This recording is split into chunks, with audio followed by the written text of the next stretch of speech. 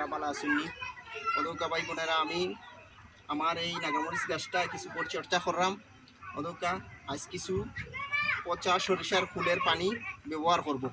এই দেখেন আমি এইটা সব সময় ব্যবহার করি। এটা ব্যবহার করলে গাছে ফুল ও ফল দ্রুত আসে আর অনেক ফুল ফল আসে। আপনারা আমার মতো এইভাবে গাছের এইভাবে চারপাশে ঢেলে দিবেন, এভাবে এভাবে চারপাশে ঢেলে দিবেন। এই দেখুন আমি কিভাবে দিতেছি, এভাবে ঢেলে দিবেন, দিয়ে আপনারা রেখে দিবেন। আর আপনারা সবসময় জৈব সার ব্যবহার করবেন।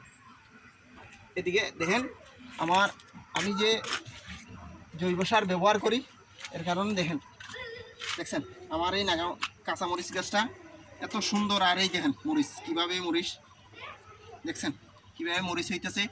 আমি যে সরিষার পচা কুল পানি ব্যবহার করি এর কারণে আপনারাও আমার মতো ব্যবহার করবেন।